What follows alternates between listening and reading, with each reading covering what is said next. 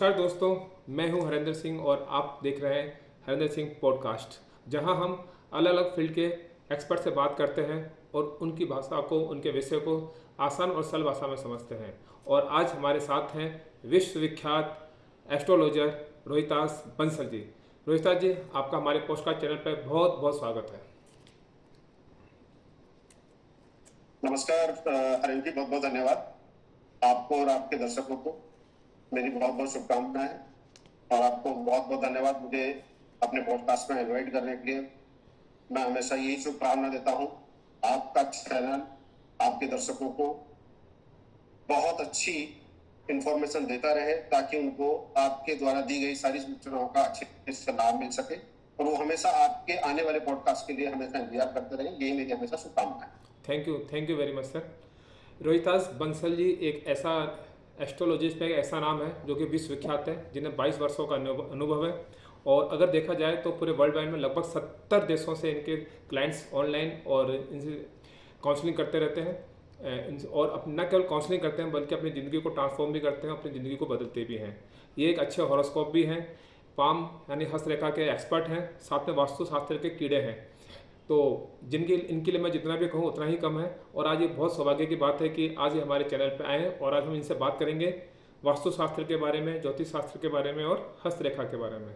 रोहिता sir, सबसे पहले हम लोग ये जानना चाहते हैं कि ज्योतिष शास्त्र क्या है और आम आदमी के जीवन में इसकी क्या भूमिका है। जी, ज्योतिष शास्त्र जैसा ज्योतिष शब्द है प्लस में, तो ज्योतिष शब्द को अगर हम एक सिंपल संधि विच्छेद करते हैं, ज्योति प्लस ईश। ज्योति अपने आप में कहीं न कहीं प्रकाश और लाइट को रिप्रेजेंट करता है। जो प्लैनेट है, ग्रह नक्षत्र है, इनकी लाइट्स को रिप्रेजेंट करता है। ईश मीन्स ईश्वर। तो ईश्वर द्वारा जो प्रदत्त जो शक्तियां हैं, जो प्रकाशीय रूप में मानव जीवन को किसी न किसी प्रकार से प्रभावित करती है, वो सभी चीजें ज्योतिष शास्त्र के अंदर आती है। ये बहुत प्राचीन विषय है। अगर हमारे ऋषि मुनि अगर देखते हो तो बहुत पहले साधना करके ज्योतिष शास्त्र को अपने जीवन में लोगों के लिए जितनी भी अच्छाई के लिए काम में लेते थे। तो ज्योतिष शास्त्र को वैसे भी अगर हम देखते हैं वेदांग में, तो वेदांग का भी एक इसका जो हमारे 6 वेदांग है उसका एक हिस्सा माना गया।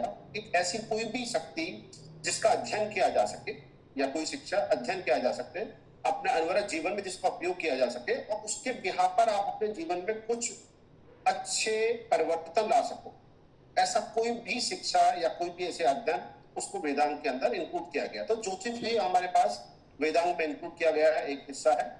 इसके मुख्यतः 3 तरह के पार्ट है। पहला गणितीय, जिसको हम एस्ट्रोनॉमी बेस पर बोलते हैं, जहां ग्रह नक्षत्र सभी जो सौरमंडल के हमारे ग्रुप में है उनके अकॉर्डिंग उनका अध्ययन किया जाता है। दूसरा पार्ट हो गया फलित, जिसके बिहार पर प्रेडिक्शन किया जाता है।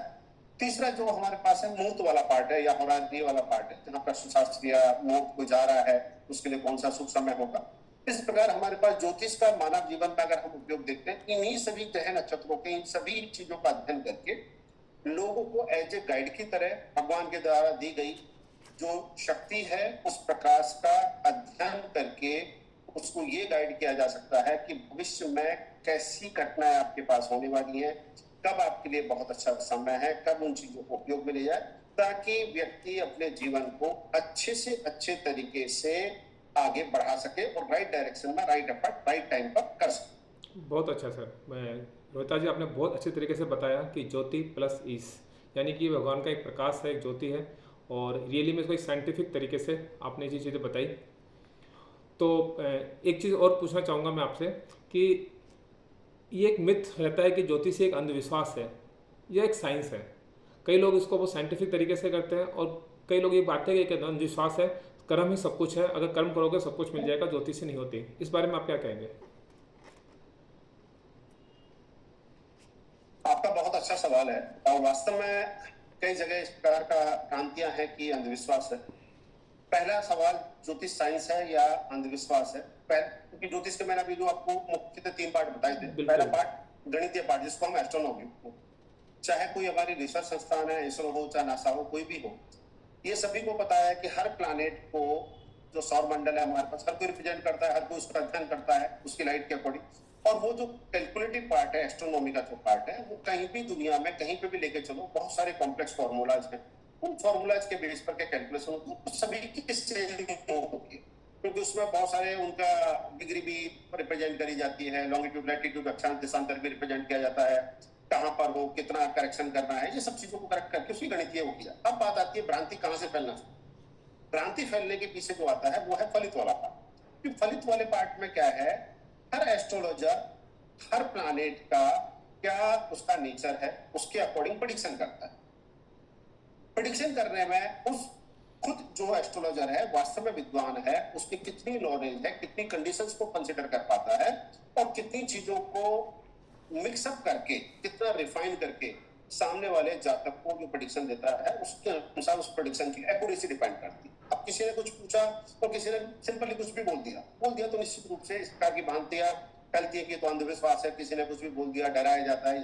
अब बात आती है आगे की, जो आपने बोला कर्म वाली बात है कि कर्म हमारे को निश्चित रूप से कर्म का अपने जीवन में योगदान है, लेकिन मैं अगर ज्योतिष के परिप्रेक्ष्य से अगर बात करता हूं तो जब भी आदमी जन्म में पैदा होता है कहीं न कहीं उसके प्लैनेटरी पोजीशन के अकॉर्डिंग कुंडली बनती है। अगर मैं मेरी बात करता हूं 80% जो मेरे क्लाइंट्स हैं उनकी तो मैंने कभी शक्ल देखी नहीं, वो इंडिया में भी है, आउट ऑफ इंडिया भी है, और मैं उसी ही एक बेस को लेकर के उनके बारे में उनका पास्ट फ्यूचर प्रेडिक्ट करता हूँ। वो मुझे एक्नॉलेज भी करते हैं, आज से नहीं पिछले 22 साल से मुझे एक्नॉलेज भी करते आ रहे हैं कि ये प्रेडिक्शन सर आपकी बिल्कुल सही है, वो है।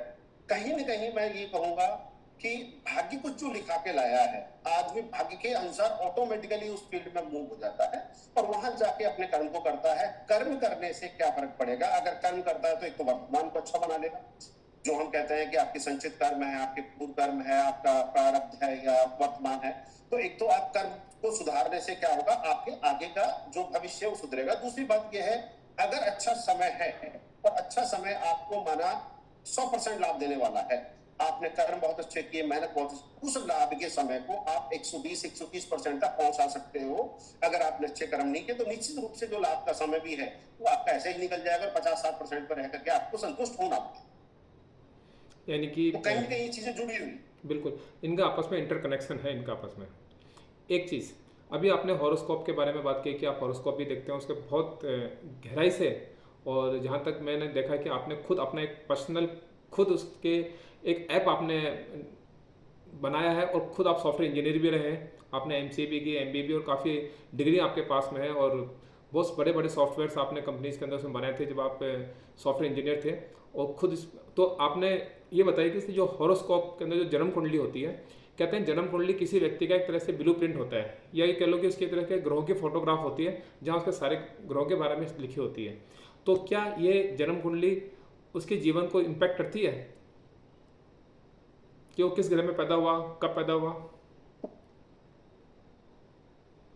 निश्चित रूप से जब भी बच्चा या कोई भी प्राणी या कोई भी वस्तु, चाहे वो सजीव हो चाहे निर्जीव हो, जब भी एक्सटर्नल एनवायरनमेंट के वो कांटेक्ट में आती है उस समय पर अगर हम हॉरोस्कोप की बात करते हैं तो हॉरोस्कोप में क्या करते हैं, जो अभी आपने कहा ब्लूप्रिंट, सेम उस टाइम में हम हर जो प्लैनेट है, नक्षत्र है, वो कितने डिग्री पर है, क्या पोजीशन है, जिस ग्रह पर हम अपना जन्म ले रहे हैं। जैसे हम पृथ्वी पर रहते हैं तो हमारा पृथ्वी के हिसाब से हम ग्रहों की सापेक्ष स्थिति देखेंगे, उनकी क्या पोजीशन है, उसके अकॉर्डिंग हम वो कैलकुलेशंस करेंगे और कुंडली बनाएंगे जिसमें राशियों का योगदान होता है, नक्षत्रों का योगदान होता है, ग्रहों का योगदान होता है। अगर माना हुआ पृथ्वी के अलावा किसी और ग्रह होता तो उसके सापेक्ष कैलकुलेशन होती है हमारे पास। लेकिन जैसे ही कोई व्यक्ति एक्सटर्नल एनवायरनमेंट में आता है, टच करता है, निश्चित रूप से उस एक्सटर्नल एनवायरनमेंट का प्रभाव आपके जीवन पर पड़ता है। और ये प्रूवन है, जो मैंने अभी आपको पुराना एग्जांपल भी दिया कि उसी बेस को लेते हुए, हॉरोस्कोप को लेते हुए मैं आज पिछले 22 साल से बहुत सारे क्लाइंट्स को प्रेडिक्शन कर रहा हूँ जिनकी ना मैंने शक्ल ना उनकी मैं जानता हूँ कुछ उनके बारे में, और मैं फोन पर ही उनके प्रेडिक्शन कर रहा हूँ। तो वो ब्लूप्रिंट के जीवन को उसके अकॉर्डिंग गाइड कर रहा है, आगे का मार्ग दिखा रहा है, वो उसका लाभ भी ले रहे हैं जो मेरी गाइडेंस के अकॉर्डिंग है, और वो देख रहे हैं कि जैसा इवेंट में प्रेडिक्ट कर रहा हूँ वो इवेंट के साथ घटित भी हो। इसका मतलब निश्चित रूप से हॉरोस्कोप जो आपकी बनी है, वो ब्लूप्रिंट जो आप बोल रहे हैं, वो ब्लूप्रिंट उनके जीवन को कहीं ना कहीं प्रभावित कर। थैंक यू रोहिता जी, बहुत अच्छा आपने तरीके से बताई चीज़ें। एक चीज़ और पूछना चाहूँगा कि जैसे कुंडली में 12 भाव होते हैं और 9 ग्रह की स्थिति होती है, ठीक है, तो ये ग्रह और नक्षत्रों की जो स्थिति होती है ये इंसान की किस्मत, उसके स्वभाव और उसके रिश्तों पर किस तरह असर डालता है?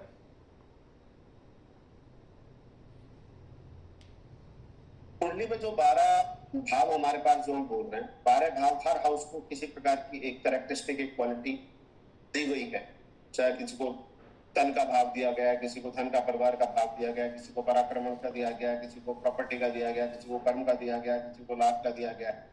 इस प्रकार से हमारे जो 12 भाव है, हर किसी भाव के एक अपने आप में एक रिप्रेजेंटेशन है, एक क्वालिटी है उसके अकॉर्डिंग। लेकिन अकेला भाव आपके जीवन को इम्पैक्ट नहीं कर सकता, क्योंकि उसके योगदान के लिए जो भाव है, उस भाव के साथ उसमें कौन सी राशि बैठी है, उसकी क्या करेक्टरिस्टिक्स है, फिर उस भाव के अंदर कौन सा ग्रह आकर के बैठ गया है, उस ग्रह का अपना एक अलग योगदान होता है। ग्रह भी बैठा है तो ग्रह कितनी डिग्री पर बैठा है, उस डिग्री का अपना एक अलग इम्पैक्ट है। अब अकेला ग्रह बैठा है या कुछ ग्रह का कॉम्बिनेशन बैठा है, तो उन कॉम्बिनेशन का क्या रिएक्शन होगा।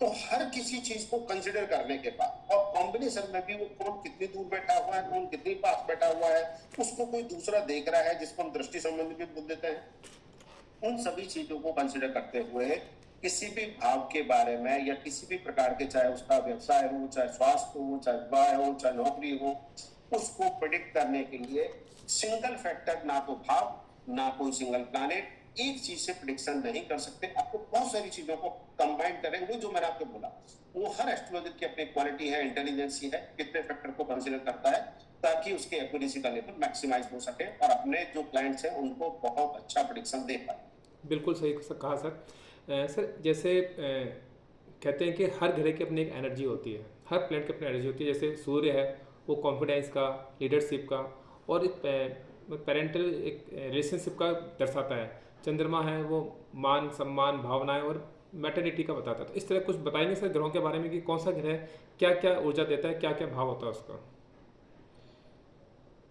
ठीक है, अगर बात करता हूं, जैसे मैं, हमारे पास 9 प्लैनेट होते हैं। पहला प्लैनेट अगर बात करता हूं, सूर्य है, जिसको सौर मंडल में सबका राजा माना जाता है और इसको एज ए स्टार भी कंसिडर किया जाता है, खुद का प्रकाश होता है। तो सूर्य अपने आप में गवर्नमेंट को, आपकी रॉयल्टी को, आपके जो थॉट प्रोसेस है उसके लिए बिल्कुल ऐसा है। जहां गवर्नमेंट सिस्टम है, आपके पास कोई भी चीज है जहां पेरेंटिंग करते हो, रॉयल्टी देखते हो, उन सब चीजों के लिए सूर्य का योगदान रहता है आपके जीवन में। उसी के साथ अगर मैं सेकंड नंबर पे जाता हूं हमारे पास, तो सेकंड नंबर पे चंद्रमा है, जिसको हम रानी का स्थान भी दिया गया है। चंद्रमा आपके पूर्ण रूप से मन को, अंदर जो आपकी थॉट प्रोसेस है, इंटरनल जो आपका मन है, आप कैसा सोचते हैं, आपके मन में कैसा, तो जिसको आप हार्ट बाय हार्ट बोलेंगे, तो उसमें सारा की सारा जो रोल होता है वो चंद्रमा का होता है। कुछ बेस में हर प्लैनेट अपना जैसे कारक भी होता है। सूर्य है वो पिता को करता है, चंद्रमा को रिप्रेजेंट करती है। तीसरा प्लैनेट हमारे पास मंगल आता है। मंगल जो साहस और पराक्रम को रिप्रेजेंट करता है। अगर किसी को कोई सेवा में जाना है, किसी को कोई टेक्निकल काम करना है, साहसिक काम करना है, फिजिकल वाला काम करना है, तो मंगल को आदमी मजबूत बनाता है, मंगल को रिप्रेजेंट करता है। अगर परिवार में देखते हो तो मंगल भाई को भी रिप्रेजेंट करता है। फोर्थ नंबर बुध है हमारे पास। बुध जो प्लैनेट है उसको बाल ग्रह कहते हैं, वैसे कई हमारे सौर मंडल में उसको राजकुमार भी कहा गया है। और बुध का जो योगदान है आपकी शिक्षा, आपके व्यापार, आपका नर्वस सिस्टम, तो हर तरह का आपकी वाणी, इन सब चीजों में कम्युनिकेशन, इन सब चीजों में आपका बुध का योगदान हो जाता है। बुध के बाद अगर बात करते हैं तो गुरु है। गुरु जो हमारे पास है, बहुत सौर मंडल के लगभग सबसे बड़े प्लैनेट में कंसिडर होते हैं और इतने सौम्य ग्रह है कि गुरु का अगर आशीर्वाद होता है तो कोई कुछ नहीं बिगाड़ सकता, इस टाइप का माना जाता है। तो जब भी गुरु का अगर आपके जीवन में आपकी कुंडली बहुत अच्छी, तो आदमी ज्ञानवान होगा। किसी प्रकार की गलती करने से पहले 4 बार सोचो, उसकी जो समझ होगी, अंडरस्टैंडिंग होगी, वो बहुत अच्छी होगी। हमेशा ज्ञान के लिए भूखा रहेगा, सीखना चाहेगा चीजों को और अच्छी तरह से करेगा, धर्मनिष्ठ होगा। और गुरु ही एक ऐसा है जो आदमी को मान सम्मान दिलाता है समाज में, अगर कहीं बात करते हैं। लेकिन उसके कुछ ड्रॉबैक्स हैं। अगर हेल्थ साइड में बात करते हो तो गुरु अपने आप को मोटापा भी बनाता है, आदमी के फैट बढ़ाना है, ये गुरु की क्वालिटीज में आती है। तो जो आपके है, गुरु आपके देवताओं के बेसिकली हमारे पास शिक्षा के जो शिक्षक है उनको कंसिडर करेंगे। फिर हमारे पास आते हैं शुक्र आगे।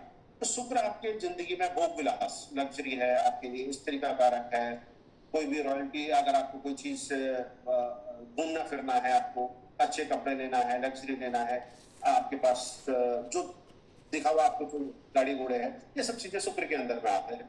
ठीक है, तो शुक्र, लेकिन शुक्र अगर आप देखोगे तो शुक्र अपने आप में क्या है, हमारे पास राक्षसों के गुरु थे वो, अगर बात करते हो तो जिसका भी शुक्र अच्छा होगा वो ज्ञानी भी होगा, बहुत कैलकुलेटिव होगा, बहुत उसमें कुछ क्वालिटीज होगी उन चीजों। फिर हमारे पास शनि की बात करते हैं, शनि न्याय के देवता हैं, आपके अनुसार अनुशासन लाते हैं, डिसिप्लिन लाते हैं, आपको बहुत कर्मठ, आपको मेहनत करने के लिए हमेशा प्रेरित करते हैं। शनि आपको कहते हैं शॉर्टकट मत लो, आप मेहनत करिए। वहीं आप इनके पास अगर बाहर जाते हो तो राहु केतु है, जो कि हमारे पास शुद्ध ग्रह मान लेते हैं, हम हमारे पास छाया ग्रह मान लेते हैं। तो राहु हमेशा इल्यूजन है, वो हमेशा आपको कहेगा शॉर्टकट करिए, आप दुनिया को दिखाइए, जो अगर आपकी पोजीशन नहीं है उसे ज्यादा दिखाइए, जबरदस्ती अपना ईगो डेवलप करिए। ये सब राहु का है। और वहीं राहु का अगर स्पिरिचुअल पार्ट देखते हो, सेकंड पार्ट देखते हो जो उल्टा है, केतु है, जहां उसका हेड नहीं है, वो हमेशा क्या कहता है, मुझे कुछ नहीं चाहिए दुनिया से, आप बिल्कुल स्पिरिचुअल लाइन में चले जाओ, अपने नॉलेज को लो, बुक नहीं है मुझे छोड़ दो, डिटैचमेंट का चीजों को छोड़। तो हर प्लैनेट का इस टाइप से अपने नेचर है, लेकिन उस नेचर के अकॉर्डिंग आप कंसिडर करते हो उसके जीवन में क्या प्रभाव आता है। लेकिन आगे मैंने बोला अकेला प्लैनेट आदमी के जीवन को, उसके भविष्य को या उसके कर्मों को डिसाइड नहीं कर सकता जब तक कि सारे फैक्टर्स को कंसिडर ना किया। Thank you very much. बहुत शानदार तरीके से आपने इसको एक्सप्लेन किया, एक एक ग्रह की स्थिति, उसके भाव को बताया। बहुत शानदार, बहुत ही शानदार सर। एक चीज़ और सर कि अक्सर ये सुनने में आता है कि जब ग्रहों की दिशा बदलने से क्या जीवन बदल सकता है, या क्या सच है ये? बिल्कुल सही सुना है। जो दशा की बात करते हैं, जब भी कोई हॉरोस्कोप हमारे पास जन्म लेते हैं तो उस टाइम चंद्रमा की पोजीशन किस नक्षत्र में है उसके हिसाब से उसका दशा सिस्टम क्रिएट किया जाता है। मोस्टली सबसे जो एक्यूरेट प्रेडिक्टिव जो हम लोग काम में लेते हैं वो है विंशोत्तरी दशा। हालांकि दशा सिस्टम बहुत सारे होते हैं, जैमिनी भी होती है, अष्टोत्तरी भी होता है, तो लेकिन जो रेफर करते हैं, और इसका जो कार्यकाल टोटल 120 साल का, 120 साल में हर प्लैनेट को एक अपना कार्यकाल दिया हुआ है। जैसे सूर्य को 6 साल का दिया गया है, चंद्रमा को 10 साल का, मंगल को 7 साल का दिया गया है, बुध को हमारे पास 17 साल का दिया हुआ है, गुरु को अलग कार्यकाल दिया हुआ है, राहु को 18 साल का दिया हुआ है, शनि को 19 साल का, शुक्र को 20 साल का। Kind of that her planet का एक कार्यकाल है। अब वो ये है कि जब दशा सिस्टम आती है, दशा चेंज होगी, तो दशा में भी हमारे पास क्या है, मल्टीपल पार्ट है। पहला पार्ट है महादशा। महादशा माने मैं कहूंगा, सिंपल सी बात कहता हूं मैं, केतु की महादशा चल रही। अब केतु की महादशा चल रही है तो बिगर जो पिक्चर आपकी लाइफ में जो चल रही है वो केतु का पार्ट चल रहा है। तो केतु का जो कैरेक्टरिस्टिक्स है और आपकी कुंडली में केतु की क्या पोजीशन, तो केतु उस टाइप की कैरेक्टरिस्टिक देगा, आपको डिटैचमेंट देगा, आपको कहेगा पूजा पाठ में लग जाओ, भक्ति में लग जाओ, स्पिरिचुअलिटी में लग जाओ, ये सारी एक्टिविटी करवाएगा। अब मैं कहता हूँ उसके बाद अंतरदशा वाला पार्ट है। अब अंतरदशा वाले पार्ट में अगर मैं कहता हूँ केतु डिटैचमेंट दे रहा है, लेकिन वहीं केतु में शुक्र आ गया। अब शुक्र क्या करेगा, आपको आश्रम में तो भेज देगा, लेकिन आश्रम में आप एक बड़ी BMW लेके घूम रहे हो, उसकी गाड़ी को लेके घूम रहे होंगे, आप जबरदस्ती आश्रम में धर्म प्रचार के नाम पे हवाई जहाज में घूम रहे होंगे। आप कहोगे जी ये प्रचार में दुबई में जाके कर आता हूँ, मतलब क्या किया आपने, उन दोनों को कंबाइन कर। बिल्कुल। अब वही जाकर के फिर अंतरदशा के बाद अंतरदशा का सिस्टम होता है, अगेन आगे जो एक्सटेंडेड रूप है। अब माना केतु में ही शुक्र के अंदर शनि आ गया। अब आपकी पोजीशन शनि क्या कहेगा, भाई ये सब काम करना, लेकिन मेहनत के साथ काम करना। अब वो आदमी काम करेगा सारे के सारा, लेकिन उसका तरीका क्या चेंज हो जाएगा कि वो उसके अंदर लेबर भी बहुत ज्यादा करेगा, मतलब ऐसे भी करेगा, और उन चीजों के लिए मेहनत भी ज्यादा करेगा। फिर ऐसे ही जो सूक्ष्म दशा है, प्राणपद है, ऐसे करता है। तो दशा सिस्टम से निश्चित रूप से जैसे ही दशा का कार्यकाल खत्म होता है, उसका प्रभाव चाहे मेजर है चाहे माइनर है, अंतर का है अंतर का है, उसके अकॉर्डिंग, उसके टाइम के अकॉर्डिंग उसको चेंज होता है। तो ये निश्चित रूप से सही है कि जैसे दशा का कार्यकाल चेंज होगा, उसके जीवन में उसका फर्क आएगा, क्या कुंडली में उसकी पोजीशन उसके अकॉर्डिंग। तो सर ये जो कुंडली में जो दशा, जो ग्रह, जो भाव और जो चीज़ें होती हैं, सभी जो फिक्स होती हैं, क्या इनको किसी तरह से मतलब उनके प्रभाव को कम किया जा सकता है किसी तरह से? कोई इनके उपाय होते हैं, या मतलब कि वो होगा तो होकर ही रहेगा लाइफ में, वो मतलब कि भुगतना ही पड़ेगा? कुछ इनके उपाय होते हैं? अगर मैं बात करता हूं तो जितना भी हमारे पास ज्योतिष विज्ञान है, मैंने पहला भी अपना जो पहला सेंटेंस बोला, ज्योतिष आपके लिए एक मार्गदर्शक की तरह, गाइड की तरह, जहां आपको गाइड करती है कि आपको राइट टाइम पर राइट डायरेक्शन में कैसे राइट एक्शन लेना है, वो एक गाइड है। अगर मैं बात करता हूं तो क्या ज्योतिष आपके लिए उसका भाग्य चेंज कर सकती है, या उपाय को भाग्य चेंज कर सकता है? भाग्य चेंज नहीं करेगा, लेकिन उसके प्रभाव को कम ज्यादा आपको कैसे करेगा, उसका मैं कुछ एग्जाम्पल देता हूँ। जैसे Yes. कोई आदमी, आज अगर मैं बात करता हूँ जैसलमेर के अंदर रह रहा है, जैसलमेर के अंदर रहने वाला आदमी, उसका मन हुआ, बिल्कुल गर्मियों का टाइम है, वहाँ बहुत ज्यादा गर्मी है, हॉट है, 50 डिग्री का टेम्परेचर है, और वो कश्मीर घूमने जाना चाहता है। अब वो कश्मीर घूमने गया, लेकिन कश्मीर घूमने पर माना वो उन्हीं कपड़ों को लेकर के कश्मीर चला जाता है, उसको नहीं पता वहां क्या है, तो उसके साथ क्या बीतेगी, क्योंकि वहां जैसे ही जाएगा वो बीमार पड़ जाएगा, क्योंकि वहां तो ठंड है, एनवायरमेंट कंप्लीटली चेंज है। बिल्कुल। अब वो उसी चीज को लेकर लेकर चला जाता है, वही लेकर के माना वो कनाडा में चला जाता है, कहीं ऐसी जगह पे जहाँ बिल्कुल बहुत ठंड वाला एरिया है, बिल्कुल माइनस में टेम्परेचर चलता है। क्या सभी जगह सेम कपड़े काम करेंगे? नहीं करेंगे। वो कपड़े उसको एज ए उपाय की तरह हेल्प करेंगे, जहां एक्सटर्नल एनवायरनमेंट का जो प्रभाव उसके जीवन पर पड़ने वाह। वाला है, उसको वो कैसे फेवरेबल कर पाए, और फेवरेबल करके उस समय को आराम से निकाल दे, जिससे कि उसका जो दुख कहेंगे हम, या जो प्रभाव रहेंगे, नेगेटिव इम्पैक्ट है, वो उस पर मिनिमम। ये ग्रहों का प्रभाव है। तो सेम है, चाहे हम कोई सा भी उपाय करते हैं, उस उपाय के अकॉर्डिंग आदमी को निश्चित रूप से उसका लाभ मिलता है, ये एज ए गाइड। लेकिन किस्मत चेंज नहीं होती, ये क्लियर। यानी कि हम थोड़ा सा अवेयर हो जाएं, चीज़ों को समझें, और कुछ एडवांस के अंदर उसके लिए कुछ प्रिकॉशंस ले लें, तो हम उस चीज़ को उस दौर से तो गुजरेंगे, बट उतना पेन नहीं होगा उसको गुजरने में, बहुत इजीली उसको हम पार कर पाएंगे उस फेज को, राइट। बिल्कुल बिल्कुल बिल्कुल बिल्कुल हरिंद जी, यही मैं बोलना चाह रहा हूँ। ये जो तभी अंधविश्वास और जो हम भ्रांति की बात करते हैं, वो ऐसे ही जनरेट हुई। कोई भी आदमी, कोई भी एस्ट्रोलॉजर, कोई भी उपाय आपकी किस्मत को नहीं बता सकता, लेकिन हाँ, आपको ये जरूर सहायता दे सकता है कि उस एक्सटर्नल एनवायरनमेंट को आपको निकालने के लिए सहायक हो सकता है। कोई सेकंड एग्जांपल, सर्दियों में हम लोग घर में हीटर जलाते हैं, हीटर का क्या उपयोग है? नहीं जलाओगे तो क्या होगा? सर्दी तो है ही है, बाहर की सर्दी तो आप खत्म नहीं कर पाओगे। या बाहर बारिश हो रही है, आप अम्ब्रेला लेकर निकलते हो, उससे क्या बेनिफिट होता है? बिना अम्ब्रेला निकलोगे तो आप क्या बिल्कुल भी मूव नहीं कर पाओगे। बिल्कुल सही कहा। अगर कार में निकलेंगे तो रास्ता तय करेंगे, और अच्छी तरह रास्ता तय कर लेंगे, और कंफर्ट लेवल पर कर लेंगे। अगर वहीं हम बिना छाते के और बिना उसके जाएंगे तो रास्ता तो तय करेंगे, बट उसमें कष्ट भोग कर करना पड़ेगा।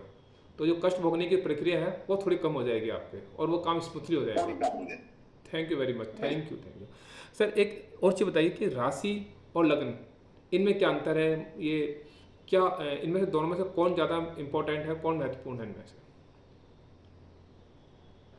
अगर मैं राशि की बात करता हूँ, तो जब भी कोई व्यक्ति का जन्म होता है, तो चंद्रमा जिस राशि में रहता है, उस व्यक्ति की वो राशि होती है। और चंद्रमा का जो नक्षत्र होता है, इस हिसाब से उसकी दशा सिस्टम कैलकुलेट होती है, उसका नाम का जो अक्षर को डिक्लेयर किया जाता है, वो भी चंद्रमा के जो नक्षत्र होता है उसके अनुसार किया जाता है। चंद्रमा हमेशा आदमी का जो इनर वाला पार्ट, हार्ट वाला जो पार्ट है, कैसे वो थॉट्स से जो सोचता है, उन सब पार्ट को रिप्रेजेंट करता है। तो चंद्रमा का प्रभाव क्या है? यहाँ पे राशि का प्रभाव। अब बात आती है हमारे पास लग्न कुंडली की। लग्न कुंडली जब बनती है, तो लग्न कुंडली में हमारे पास जो विशेष जो उपयोग होता है, वो ये होता है कि पहले सुबह सुबह सूर्य किस राशि में उदित होता है, वहां से हमारे पास लग्न कुंडली बनना चालू होती है। और टोटल 24 घंटे का जो साइकिल होता है, लगभग अप्रोक्स 2 घंटे में उस राशि का मूवमेंट होता रहता है, और लग्न आपका चेंज होता रहता है। जब आपका जन्म होता है, तो कौन सी लग्न किस टाइम पर उदित हुई है, उसके अनुसार उसकी लग्न राशि डिसाइड होती है, लग्न का नंबर डिसाइड होता है। लेकिन लग्न आपका एक्सटर्नल एनवायरनमेंट है, जहां आपकी फिजिकल बॉडी है, आपका एक्शन मोड है, जिसको तन बोल देते हैं, तन बोल देता है, एक्शन बोल देते हैं। वो सारा आपकी जो जो एक्सटर्नल जो कैरेक्टरिस्टिक्स लोगों को शो होती हैं, पर्सनैलिटी शो होगी, वो किससे शो होगी? आपकी लग्न वाले पार्ट होगी। तो अगर मैं बात करूंगा कि कौन भारी है, कौन हल्का है, चंद्रमा का भी, राशि का भी उतना ही उपयोग है, क्योंकि दशा सिस्टम उस पर डिपेंड है, नक्षत्र आपका उस पर डिपेंड है, आपका इनर थॉट प्रोसेस उस पर डिपेंड है। और अगर मैं लग्न की बात करता हूँ, तो लग्न से सारे जो 12 भाव आपके बने हुए हैं, एक बार जो भाव बने हुए हैं, और भाव वाइज जो आपको प्रेडिक्शन करना है, आपका जो एक्सटर्नल पर्सनैलिटी है, उससे है। तो कमजोर कोई भी नहीं है, कंपैरिजन दोनों का अपना अपना महत्व है, और दोनों काफी इंपॉर्टेंट है हर जीवन को प्रेडिक्ट करने के लिए। इसलिए क्या है, दोनों को मैं बराबर ही मानता हूँ, क्योंकि हम कई बार रिप्रेजेंट भी करते हैं, जब भी कुंडली होती है कि भाई अगर लग्न कुंडली से प्रेडिक्शन नहीं आ रही, तो क्यों एक बार चंद्र कुंडली से आप कंसिडर करते हो, और चंद्र के साथ साथ सिमिलर वैसे सूर्य कुंडली को भी रेफर किया जाता है। Thank you sir, thank you sir. अभी आपने बताया कि राशि और लगन दोनों का ही अपनी अपनी इंपॉर्टेंस है, और दोनों ही का ही अपने क्षेत्र में अलग अलग चीज़ है। जहाँ आपकी राशि आपके इंटरनल पर्सनैलिटी को शो करती है, तो वही लगन आपकी फिजिकल पर्सनैलिटी को शो करता है। तो हम ये कह नहीं सकते कि कौन ज़्यादा इंपॉर्टेंट है कौन क्या, दोनों का अपना रोल है। बहुत सही कहा सर आपने। एक चीज़ बताइए कि मतलब कि सनातन धर्म से ही चला आ रहा है कि जब भी कोई शुभ कार्य किया जाता है, कोई शादी करानी हो या घर में कोई गाड़ी खरीदनी हो, मकान का मुहूर्त हो या अपने करियर की कोई बिजनेस की ओपनिंग हो, तो उसमें भविष्यवाणी या ज्योतिष्य का बहुत सहारा लिया जाता है। उसके अनुसार ही शुभ कार्य किए जाते हैं। तो वो जो शुभ कार्य देखा जाता है उसमें क्या चीज़ देखी जाती है कि किस समय में कौन से काम होने चाहिए, किस तरह शुभ और अशुभ की परिभाषा अपन डिफाइन करते हैं उस चीज़ में। हाँ जी, यही चीज है कि जब भी हम बात करते हैं मुहूर्त विज्ञान की, जब बात करते हैं, चाहे किसी की शादी होती है, चाहे कोई गाड़ी खरीदनी हो, किसी को कोई शुभ काम करना है, तो पंचांग हमारे पास वही कैलकुलेटिव पार्ट है। उस टाइम ये देखा जाता है कि चंद्रमा की पोजीशन क्या है, आपकी राशि मतलब क्या कहती है, कौन सा नक्षत्र में बैठी हुई है, उस नक्षत्र का अधिपति कौन है, उस टाइम पर कौन सा देवता उसको राज कर रहा है, उस टाइम का जो चौगड़िए हैं वो कैसे हैं, कौन सा आपका करण है, कौन सा योग है, कौन सा विष्ट है, इन सभी की तो कॉम्बिनेशन से आपको ये गाइड किया जा सकता है कि भगवान की तरफ से जो अभी की जो एनर्जीज हैं पर्टिकुलर इस काम को करने के लिए मच फेवरेबल है। तो पहला पार्ट तो होता है जहां कॉमन चलता है, चाहे हमारे पास, जैसे मैंने आज आपके किसी एक नाम को मैंने करेक्टर दिया, हरे नाम से मैंने एक करेक्टर दिया, उस करेक्टर के नीचे राशि के अनुसार मैंने प्रेडिक्ट कर दिया, तो उसके अनुसार। और आपने देखा होगा मैच मेकिंग भी करते हैं, तो मैच मेकिंग में भी जो आपने सुना होगा कि इसके 27 गुण मिले, 28 गुण मिले हैं, इसमें कितने पॉइंट मिले हैं, ये तो ये सभी भी जो चलता है वो चंद्र राशि के अनुसार, चंद्रमा के नियम के अनुसार चलता है। उसको मुहूर्त निकाल के दे दिया जाता है, ये 7 रेखा का है, ये 8 रेखा का है, 11 रेखा का है। लेकिन अगर वही मैं दूसरे प्रोस्पेक्ट में देखता हूँ, अगर मैं मेरा बताता हूँ, तो मैं साथ में उसकी कुंडली को भी रेफर करता हूँ कि कुछ टाइम में हो सकता है कि नाम राशि में तो उसके लिए वो टाइम फेवरेबल आ रहा है, लेकिन उसकी कुंडली में जो चंद्रमा की जो पोजिशन है वो पोजिशन उसके लिए फेवरेबल ना हो, या उसका दशा सिस्टम फेवरेबल ना हो। तो अगर वो उस टाइम में कोई भी ऐसी एक्टिविटी करता है तो उसका जो बिगर पार्ट है वो उसका कहीं ना कहीं डैमेज हो जाएगा। तो ऐसे टाइम में चाहे कितना ही अबूझ मुहूर्त हो, कितना भी अच्छा हो, तो मैं उसको बोलता हूँ कि आप इस टाइम में थोड़ा सा वेट करिए। किसी भी रीजन में अगर आप जाते हो तो उसका प्रभाव, जो बिगर प्रभाव है, जैसे आज आपने माना गाड़ी खरीद ली, मुहूर्त बहुत अच्छा है, गाड़ी खरीदी, लेकिन किसी कारण से आपने गाड़ी खरीदी और आपका तुरंत ट्रांसफर हो गया है, आपका जैसे में ट्रांसफर होगा, आपने माना अपने शहर में होम टाउन में गाड़ी खरीदी, या आपने घर खरीदा एक अच्छी जगह और अच्छा पैसा लगाया, सब कुछ लगाया, उसी टाइम आपका ट्रांसफर हो गया है, आपके किसी कारण से आपको कहीं बाहर जाना लगा, आप उसको उपयोग नहीं कर पाए, तो फिर क्या मतलब रहा? सही बात, सही।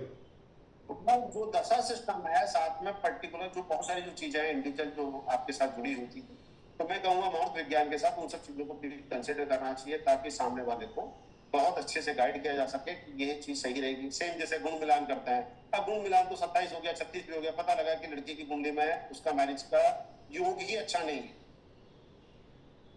उसके में डिवोर्स का योग है। अब आपने 36 गुण मिला दिए, पता लगा 36 गुण मिलते उसका डिवोर्स, अब बताइए क्या रहा उसका? तो कुल मिलाकर के हर फैक्टर को कंसिडर करना चाहिए। यानी हम किसी एक किसी पर्टिकुलर पैरामीटर को लेकर ये प्रूफ नहीं कर सकते, ये 100% नहीं कह सकते कि आप ऐसा कर लो। आपको छोटे छोटे हर चीज़ को, भाव, ग्रह, राशि, लग्न और ये सब चीज़ देखकर और एक जॉइंट या कंबाइन आपको रिजल्ट निकालना पड़ेगा, तब आप उस पर काम करेंगे, तब माना जाएगा कि सही है कि नहीं। मैं तो हमेशा यही सलाह दूंगा कि जब भी किसी भी क्लाइंट को, जातक को आप सलाह देते हो, सारे फैक्टर्स को कंसिडर करिए। आपकी जो भी ज्योतिषाचार्य हैं उनकी इस पर मेहनत कई गुना बढ़ जाती है निश्चित रूप से, क्योंकि अगर एक तो आप सिंगल फैक्टर को कंसिडर करोगे तो आप उसका प्रेडिक्शन माना हो सकता है 5 मिनट में देते, लेकिन अगर आपको 10 फैक्टर करने हैं तो आपको वही 50 मिनट लगेंगी, राइट, समय ज्यादा लगेगा, आपको मेजर कैलकुलेशंस को कंसिडर करना पड़ेगा। तो लेकिन अगर आप कर सकते हैं तो करिए, ताकि जातक को आप अच्छे से गाइड कर पाए और उसका लाभ लें वास्तव में, ताकि ज्योतिष पर उसका विश्वास बना रहे। सर एक सवाल हमारे ऑडियंस हमेशा करते हैं, वो ये कहते हैं कि माना कि 10 दिसंबर को बहुत अच्छा मुहूर्त है, सबसे बड़ा मुहूर्त है और सबसे अच्छा पवित्र दिन है, और इस दिन बहुत सारे शादी के योग है। उस दिन हज़ारों शादियाँ होती हैं हिंदुस्तान के अंदर, कुछ शादियाँ सक्सेसफुल होती हैं और कुछ शादियाँ नहीं चल पाती हैं और टूट जाती हैं। तो उसके पीछे क्या कारण है? जबकि अच्छी तरह ज्योतिषियों ने देख कर शादी की, सही समय पे की, सही लगन में की, सही तारीख को की, सही समय पे की, फिर भी कुछ रिश्ते हैं वो काफ़ी अच्छे चलते हैं और कुछ रिश्ते बीच में ही रुक जाते हैं। हाँ जी, वही उसी चीज का भी मैंने आपको दिया था कि मुहूर्त बहुत अच्छा है, दिन बहुत अच्छा है, योग बहुत अच्छा है, करण बहुत अच्छा है, आपने शादी कर ली, आपके गुण भी बहुत अच्छे मिल गए नाम राशि से, माना मैं कहूँ 36 में से 36 मिल गया।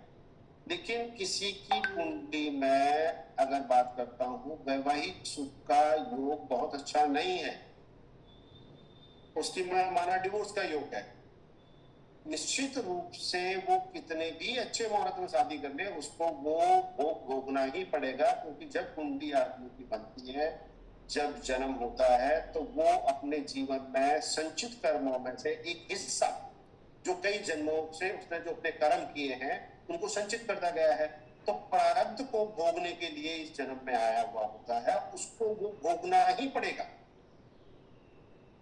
वो उसको भोगना ही पड़ेगा। अगर उसकी कुंडली में लिखा हुआ है कि उसको इस टाइप की एक्टिविटी होगी और उसका अगर उस टाइप का उस समय चल रहा है, उसने एक्टिविटी करी, जो मैंने आपको चाहे शादी का हो चाहे गाड़ी का हो, तो शादी में क्या होगा, आपने देखा होगा बहुत सारे घरों में होता है, शादी लड़की पता लगा सेकंड डे ही डिवोर्स मांगने लगता है,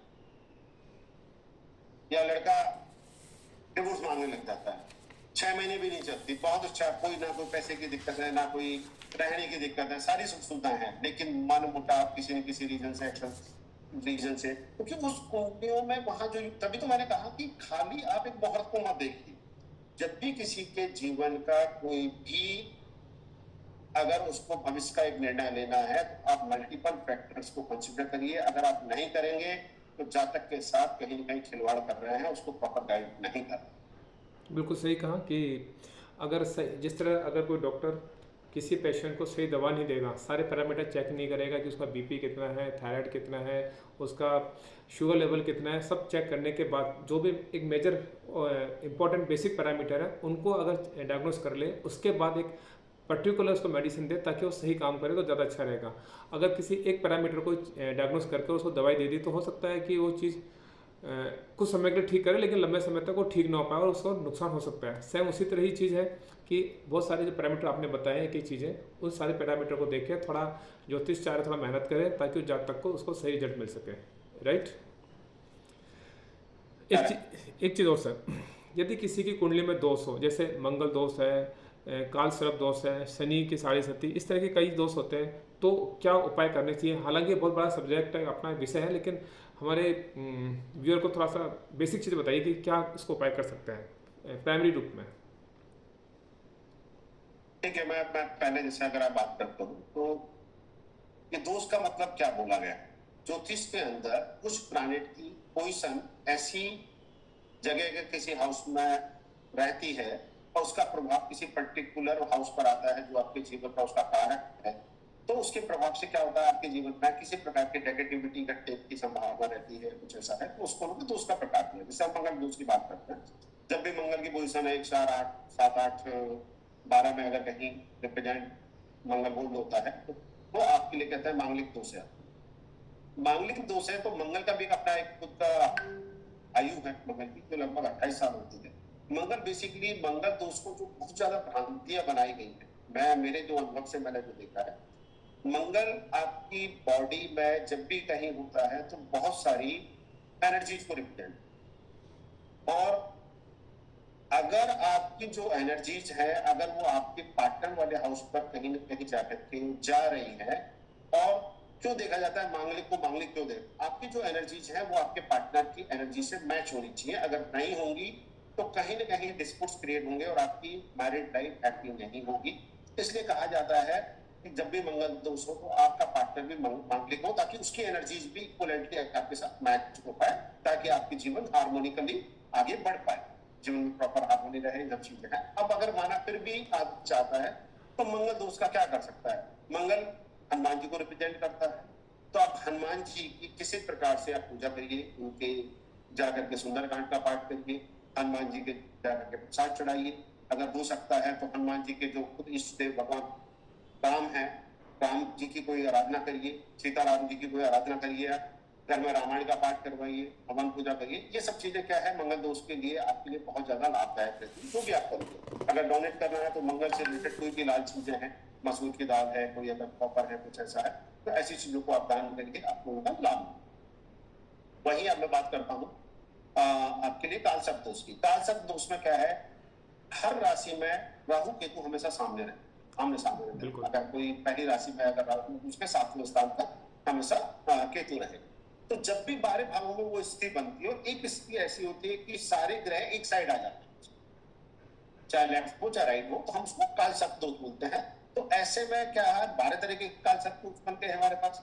तो कालसर्प दोष में ये माना जाता है कि जो आपके प्लैनेट्स हैं उनकी एनर्जी एक साइड में सारी की सारी झुक गई है, मतलब रेदर देन इक्वली डिस्ट्रीब्यूटेड, सारे के सारे आपके जो हाउस है, जो हर चीज का कारक है, माना आपके सारे ग्रह कुंडली के आधे हिस्से में आ गए, तो आधा हिस्सा ज्यादा भारी हो गया, चाहे वो आपके लिए फेवरेबल हो। दूसरा क्या है, राहु को खुद को राक्षस का रूप माना है। तो राहु का जब मूवमेंट रेट्रोग्रेड होता है, तो अगर उसके मुंह में सारे प्लैनेट जा रहे हैं, तो कहीं ना कहीं जाकर के ये कि भाई आपके प्लैनेट को एक साथ वो खा करके और खत्म करने की कोशिश कर रहा है। इसलिए बोला जाता है कि राहु जो आपके पास है, राहु केतु का कालसर्प दोष बन रहा है। अगर ऐसी स्थिति बनती है, तो पहली बात तो यह है, भगवान शिव जो अपने आप में राक्षसों को, किसी प्रकार की जो नेगेटिव एनर्जी है उसको हैंडल करने के लिए सबसे पावरफुल देखता है। तो शिव जी का आप आराधना करिए। अगर आप जा सकते हैं कालसर्प दोष की पूजा करवाने के लिए, तो आप राहु के जो राहु केतु के मंदिर हैं, कालाहस्ती है, उत्तराखंड में भी मंदिर है, वहां जाकर के आप इनके कालसर्प की आप पूजा कराइए। बाकी आपके पास नॉर्मल जो शिव जी के टेम्पल है, वहां पर शक का जोड़ा है, नाग पंचमी है, वहां शाम को मुक्त कराया जाता है, महामृत्युंजय का जाप कराया जाता है। ये सब चीजें हमारे पास कालसर्प दोष में करी जाती है, और इनके लिए दान धर्म पूजा पाठ करते रहना चाहिए, जिससे कि उसको चीज का प्रभाव हो, वो सेम चीज काम हो सके, लाभ मिल सके। तीसरा पार्ट आपने बोला 7.5 के नाम पे बहुत डराया जाता है।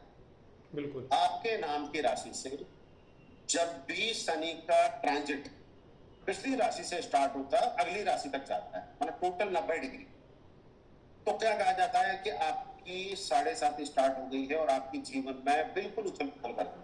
शनि ऐसा नहीं करता। शनि अपने आप में जो उसका कैरेक्टरिस्टिक्स है, अनुशासन होता है, मेहनत, अगर आप उनको फॉलो करते हो तो आपके जीवन में बहुत सारी चीजों को पॉजिटिव लेके आएगा। पहली बात तो बहुत सारे लोग शनि की 7.5 को कैलकुलेट ही गलत करते हैं, क्योंकि वो क्या करते हैं, राशि टू राशि उठाते हैं, जबकि राशि टू राशि नहीं होता।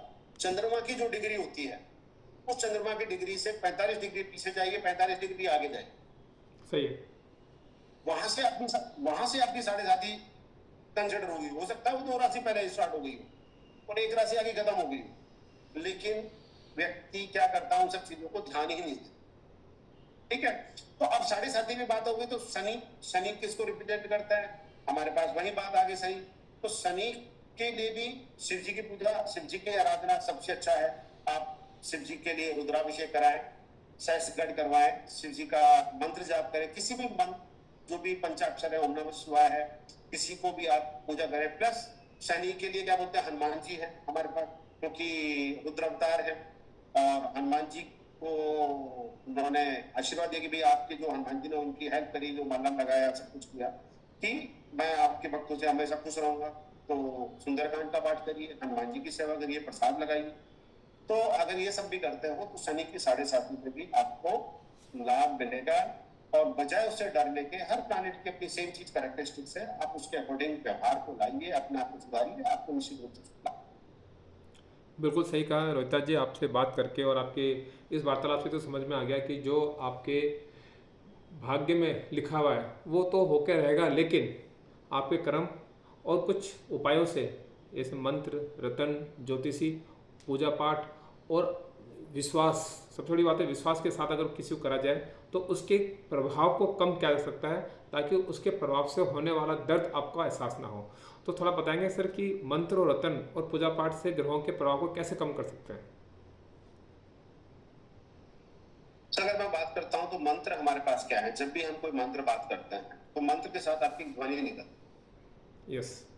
और जब ध्वनि निकलती है तो वो ध्वनि आपके किसी एक वेवलेंथ के साथ जाकर के, ध्वनि की अपनी एक फ्रीक्वेंसी होती है और कॉस्मिक एनर्जी में जाकर के वो मिक्सअप होती है। तो कॉस्मिक एनर्जी में हमारे पास पर्टिकुलर जो प्लैनेट की एनर्जी है, आपने जैसे माना ओम नमः शिवाय बोला, उसका भी एक आप करते हो, एक्शन वाला जो पार्ट है आप उसमें करते हैं। तो इन सब से क्या हुआ, आप अपने आइट साइड में एक सौम्यता निर्धारित करके कहीं न कहीं अपने जो मन में है वहां पॉजिटिविटी ला करके उस ऑरा को क्लींस कर रहे हो। जब आप भगवान की शरण में रहते हो, पूजा पाठ करते हो, तो आपकी जो थॉट प्रोसेस होती है गिविंग वाली रहती है। जैसे हम कहते हैं भगवान नेचर ने हमें कुछ दिया, अब मैं भगवान को कुछ देना चाहूँ। जब आप गिविंग देते हो तो आपकी थॉट प्रोसेस और आपके सराउंडिंग का जो ऑरा है उसकी नेगेटिविटी दूर होने लगती है, और जो आपके जो पॉजिटिव ऑरा, पूजा और इसके साथ आपको जो ब्लेसिंग्स मिलती है, उन ब्लेसिंग्स के साथ क्या होता है, आपकी एनर्जीज को और ज्यादा बूस्टअप होता है। पर्टिकुलर जिस भी प्लैनेट की आप करते हो उसके एनर्जीज को आप ज्यादा एब्जॉर्ब करते हो। जब भी तो कहते हैं ना कि भगवान, अगर आप कृष्ण भगवान के मंदिर जाओगे तो वहां का आपकी ऑरा मिलेगा, एनर्जी मिलेगी, पूजा करोगे, दर्शन करोगे, हम जाते ही सभी, है ना। तो वो ऑरा आपके जीवन में उससे रिलेटेड पॉजिटिविटी लेके आता है, आपको निश्चित रूप से उसका लाभ। अब तीसरा पार्ट आ गया रत्न वाला पार्ट। रत्न क्या करता है?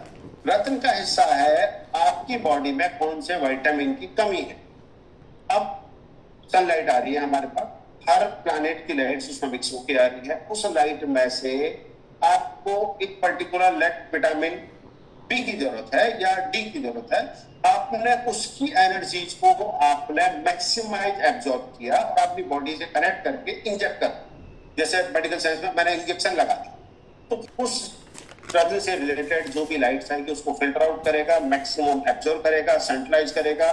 बॉडी के जिस पार्ट को आप कनेक्ट कर रहे हो उस बॉडी के पार्ट पर कनेक्ट होकर के वो एनर्जी सबसे ज्यादा वहां से इंजेक्ट होगी, ताकि आपकी बॉडी में उस लाइट्स की जो क्वांटिटी है, क्वालिटी है, उसको रिफाइन करके बढ़ाया जा सके और आपको उसका लाभ दे सके। ये रत्न बहुत अच्छा बताया आपने, मंत्र, रतन, पूजा पाठ, इनका एक एक चीज़ का इतना एक्सप्लेन करके बताया। और अगर इनको इसी दिशा में सही तरीके से अगर इनको मानकर उस पर काम किया जाए, उस पर विश्वास करके उसको अपनाया जाए, तो रियली के अंदर ही उसके प्रभाव को कम किया जा सकता है। मेरा सर एक सवाल ये था कि आपने कहा पूजा पाठ, तो उसको बोल सकते हैं हम एक तरह से स्पिरिचुअल अगर चीज़ होती है तो मेडिटेशन से भी हम अपने मन को, अपने मन से, आत्मा से मिलना होता है। अगर कहें हम मंत्र जाप यानी कि अफर्मेशन जो बोलते हैं आज के टाइम में, तो आजकल जो चल रहा है मैनिफेस्टेशन, अफर्मेशन, ग्रेटिट्यूड, यानी कि आप किसी के प्रति आप उसको धन्यवाद दे रहे हो या कुछ पूजा दान पुण्य कर रहे हो, तो ये एक इनका आपस में क्या पैरेलल चीज़ें हैं? जो मैनिफेस्टेशन है, आपका अफर्मेशन है, मेडिटेशन, मैनिफेस्टेशन और ग्रेटिट्यूड, ये सारी चीज़ें हैं, ये आपस में किस तरह एक दूसरे से, इससे कैसे कंपेरेटिवली एक ही पैरेलल चीज़ है ये? जीवन में होने वाली हर एक्टिविटी अगर उसको पॉजिटिव थॉट्स के साथ अगर आप उसको इम्प्लीमेंट कर रहे हो, चाहे वो अफर्मेशन हो, चाहे वो ग्रेटिट्यूड को रिप्रेजेंट करता हो, चाहे आप मेडिटेशन करते हो, चाहे आप एक्सरसाइज करते हो, हर किसी की एनर्जी किसी न किसी प्लैनेट से लिंक। मैंने आपको बताया प्लैनेट का एक नेचर है, बिल्कुल। उस प्लैनेट की वो, जैसे आज कहने का मतलब है कि अगर आपका केतु का टाइम चल रहा है, केतु आपको परेशान कर रहे हैं किसी में, अगर आप मेडिटेशन करोगे तो निश्चित रूप से आपको उसका लाभ मिलेगा, क्योंकि उस टाइम में आपने उसकी एनर्जीज को मैच कर लिया, और मैच करने के बाद उसकी एनर्जीज को अपने अंदर आप इम्बाइब कर। लेकिन अगर आपका कमाने का टाइम आया, जहां शुक्र का भोग विलास का टाइम आया, शादी का टाइम, और उस टाइम आप पता लगे किसी आश्रम में जाके सुबह से शाम तक पूजा पाठ करते हो, भजन करते हो, तो क्या होगा, वो एनर्जीज आपकी कंप्लीटली मिसमैच हो जाएंगी। मिसमैच होने के बाद क्या है कि आपको शादी नहीं करनी, क्या आपको घर नहीं बनाना, क्या आपको गाड़ी नहीं चाहिए। बिल्कुल। अगर एनर्जीज को मिसमैच करोगे, जिस टाइम में जो एनर्जी चाहिए, हर एक्शन जीवन में किसी न किसी प्लैनेट से लिंक है। राइट टाइम पर राइट तरीके से आप उस एनर्जीज को इम्बाइब करिए, निश्चित रूप से आपको उसका लाभ मिलेगा। अगर आप ओल्ड एज में जाकर के, वो एक्सरसाइज है, आप यूथ एज में एक्सरसाइज करोगे, निश्चित रूप से आपको लाभ मिलेगा, आपकी बॉडी फिट रहेगी, हेल्थ इश्यूज आपके कम होंगे। लेकिन किस प्लैनेट की वजह से? बिल्कुल। वो हर चीज का अपना एक वही है, जो मैंने आपको एक एग्जांपल दिया अभी आपको, कि शादी का टाइम और कोई आश्रम में जाकर के सुबह शाम तक पूजा करता, इसका मतलब उसने उस जिंदगी को खत्म कर लिया, तो उसका एडवर्स इंपैक्ट हुआ उसका। लेकिन अगर उसको केतु का टाइम चल रहा है, जहां वो करेगा, निश्चित रूप से उसको उसका बहुत ज्यादा लाभ मिलेगा, जहां उसकी जो मन और उसमें जो बहुत सारी नेगेटिविटी आ रही है वो सब निकल जाए। इसलिए टाइमिंग का बहुत बड़ा रोल बताया गया है कि टाइमिंग्स पे जो काम किया जाता है उसके रिजल्ट्स बहुत ही बेहतर होते हैं। एक चीज़ बहुत अच्छी कही सर आपने, जो मेरी चीज़ अभी पकड़ में आई, कि ये सारा खेल ही एनर्जी का है। आप हम कोई भी काम करते हैं उसमें हमारा एक ही मकसद है कि वहाँ से हमें कैसे एनर्जी मिले। अपनी नेगेटिव एनर्जी को रिलीज करें और पॉजिटिव एनर्जी को हम एक्सेप्ट करें। चाहे वो आप ग्रहों के द्वारा लें, चाहे पूजा पाठ से लें, चाहे दान पुण्य से करें, कहीं ना कहीं उसका एक ही पर्पज होता है कि हमारी एनर्जी हाई रहे। जब एनर्जी हाई रहेगी तो हमारी वाइब्रेशन भी हाई होगी, और जब हमारी वाइब्रेशन हाई होगी तो हमारी फ्रिक्वेंसी भी हाई होगी, और जब सेम सेम फ्रिक्वेंसी की चीज़ें आपस में मिलती हैं तो रिजल्ट्स आते आते हैं। कि अब आपने जैसे कहा कि आपको शादी करनी है, अब जाके ना आप मंदिर में बैठ के पूजा पाठ में लग गए, तो अब वो जो एनर्जी आपस में मिसमैच करेंगे तो रिजल्ट कहाँ से आएगा? ना वो खुश रह पाएगा, ना वो खुश रह पाएगा। तो जो काम जिस समय पर करने चाहिए अगर उस समय पर करेंगे, इसलिए कहा जाता है कि ना, इसलिए ही कहा जाता है कि समय का बहुत बड़ा रोल है कि कौन सा काम किस समय किया जाए, तभी उसके रिजल्ट्स अच्छे आते हैं। बहुत बेहतर तरीके से बताया रोहित सर आपने, थैंक यू वेरी मच। एक चीज़ और कि आज की युवा पीढ़ी ज्योतिषी को किस तरह समझे, आप मतलब कि उसको अपने जीवन में किस तरह ज्योतिषी को उतारे, उसके बारे में थोड़ा बताइए, और कैसे उपयोग करें उसको। मैं तो अगर आज की युवा पीढ़ी के लिए अगर बात करता हूँ तो मैं तो यही कहूंगा, चाहे वो खुद ज्योतिष को सीखें या ना सीखें, लेकिन ज्योतिष निश्चित रूप से एक साइंस का हिस्सा है, हमारे वेदों का हिस्सा है, वेदांत है। उसको अपने जीवन में मार्गदर्शन के लिए निश्चित रूप से काम ले, ताकि उनके जीवन में कम से कम एफर्ट में मैक्सिमम उसका लाभ वो ले सके, और किसी भी चीज पर अंधविश्वास की फॉर्म में ना जाए। जैसे मैं अभी इसी का एग्जाम्पल बोलता हूँ कि बहुत सारी युवा पीढ़ी है आजकल जो चल रहा है, जैसे किसी को एग्जाम देना है, आईएएस बनना है, आईएएस बनना है, कोई एस्ट्रोलॉजर के पास जाता बोलता है कि मैं आपको एक मंत्र बता देता हूँ, आपको एक तारीख बता देता हूँ, सुबह से शाम तक इसका करिए, आपका आईएएस कैसे हो जाएगा आपका सक्सेस? आपने जो कोर एनर्जी वाला जो पार्ट हम बात करते हैं, मेहनत वाला जो पार्ट है, जहाँ आपको पढ़ाई करनी है, पढ़ाई तो आपको करनी ही पड़ेगी ना, कर्म तो करना ही पड़ेगा, उस एनर्जी को बूस्ट करने के लिए कुछ है। लेकिन ऐसा नहीं है कि आप 100% एनर्जी वहां दे दोगे जहां आपने पूरा एनर्जी को छोड़ दिया, तो वो अंधविश्वास वाला पार्ट हो गया ना। ऐसे ही बहुत सारे लोग हैं कि आजकल एक लव रिलेशनशिप का बहुत ज्यादा चल रहा है, जी ये लड़की को मैं पसंद करता हूँ, कुछ भी ऐसा कर दीजिए, टोटका कर दीजिए कि वो लड़की मुझे, ऐसा नहीं होता। तो कुल मिला के ये है, आप युवा पीढ़ी उसको अंधविश्वास की तरह ना ले, चाहे तो वो दो जगह उन चीजों को रिवैलिडेट करे, कोशिश करें जिस भी एस्ट्रोलॉजर से वो सलाह ले रहे हैं उसको प्रॉपर्ली वैलिडेट करें, कुछ घटनाओं को साथ मैच करें और सही कैलकुलेशन के बेस में निश्चित रूप से वो उनको लाभ देगी, जीवन में उसका मार्गदर्शन करेगी, ताकि वो राइट टाइम पर राइट डिसीजन ले पाए, उसका मैक्सिमम बेनिफिट ले पाए। अगर नुकसान हो रहा है तो कम से कम। बिल्कुल सही कहा सर। ये मुझे एक चीज़ याद आ रही है कि ना, हमारी जो एनर्जी होती है, एक होती है मस्कुलिन एनर्जी और एक होती है फेमिनिन एनर्जी। जो फेमिनिन एनर्जी होती है वो एनर्जी होती है जो आपकी इमोशनल, इंटरनल, स्पिरिचुअल एनर्जी होती है, और एक मैस्कुलिन एनर्जी होती है जो आपकी फिजिकल वर्किंग, एक्शन लेने से जो एनर्जी आती है। और केवल आप फिजिकली वर्क कर रहे हो बट आप स्पिरिचुअली उसमें अटैच नहीं हो काम को, तो भी नहीं होगा। आप है ना इमोशनली सारा कर रहे हो लेकिन आप फिजिकली एक्शन नहीं ले रहे हो, तो भी नहीं होगा। तो दोनों की एनर्जी का बहुत अपना कॉम्बिनेशन बहुत ज़रूरी है, दोनों ही एनर्जी अब मिलेगी तब जाके रिजल्ट्स निकल के आते हैं। Thank you very much sir. और सर आपका एक ऐप है astrorisults.com के नाम से, जिसमें आप थोड़ा बताएंगे उसके बारे में, कैसे हमारे ऑडियंस, हमारे व्यूअर्स उसको यूज़ कर सकते हैं, क्या क्या चीज़ें उसमें जान सकते हैं, क्या उसमें फीडिंग करने होते हैं, कुछ थोड़ा सा बताएं। astroresult.com मेरा एक सॉफ्टवेयर है जो फुल्ली ऑटोमेटेड है। अगर आप इसको लैपटॉप डेस्कटॉप पे इस वेबसाइट को खोलते हैं, अपना लॉगिन बनाइए, अंदर जाने के बाद आप किसी भी एस्ट्रोलॉजर को, जैसे आप अपना जन्म डिटेल बताते हैं, आप अपनी प्रोफाइल क्रिएट कीजिए जिसमें आप अपना name, gender, date of birth, time of birth, place of birth आप डालते हैं।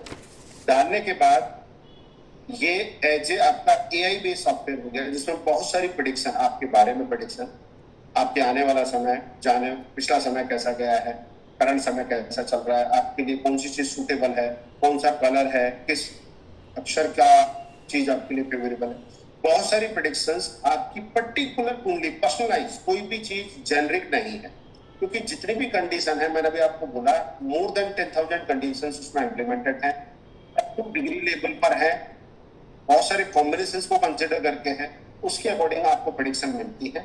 तो आप वहां जाके देखेंगे तो आपको उसको समझ में आएगा कि किस लेवल के प्रेडिक्शंस उसके अंदर है।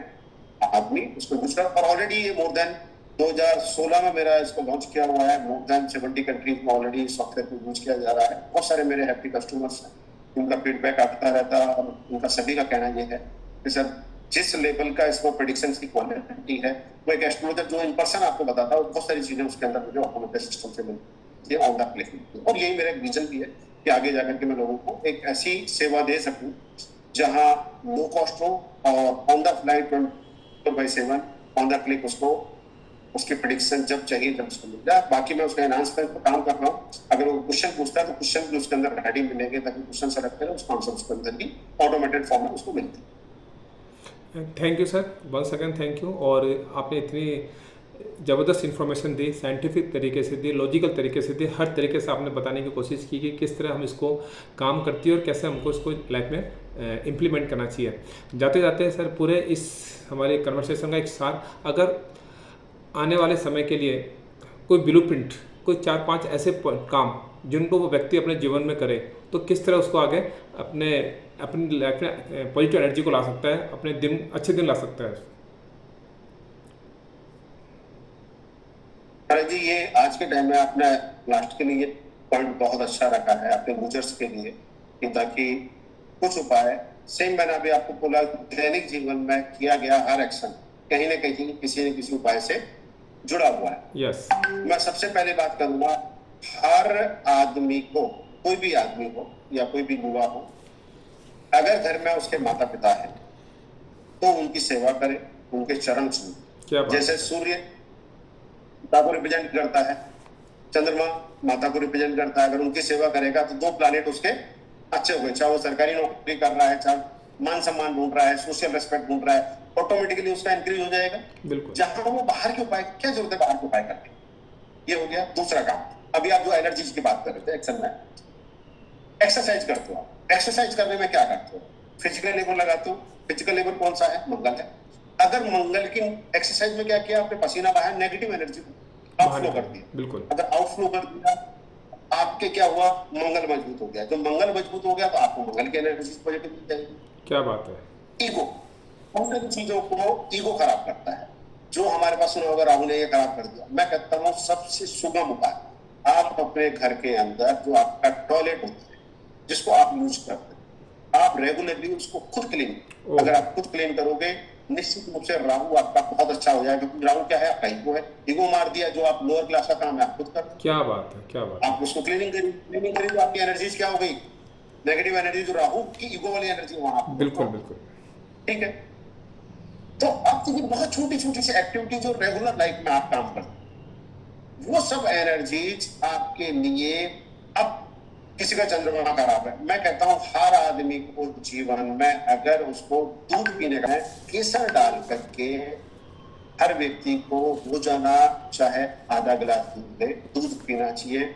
उससे आप देखिए, चंद्रमा पहली बात जहां चांदी को भी रिप्रेजेंट करता है, दूध को भी रिप्रेजेंट करता है, और केसर किसको रिप्रेजेंट करेगा? आपके गुरु को रिप्रेजेंट करेगा। ठीक है, आपके लग्जरी को रिप्रेजेंट करेगा।